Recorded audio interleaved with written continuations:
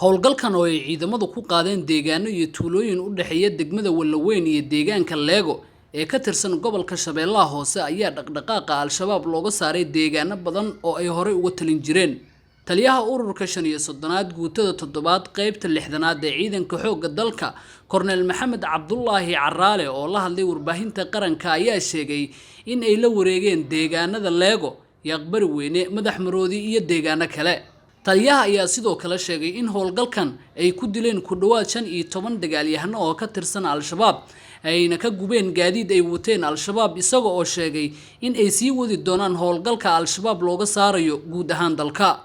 Ciidamada qalabka sida ee Soomaaliya iyo saaxiibadooda caalamiga ah ayaa si dardar ah u wada howlgallada Al-Shabaab looga saarayo deegaanada ay kaga harsan yihiin guud ahaan dalka, waxayna sheegeen in howlgalkan ay sii laba jibaari doonaan.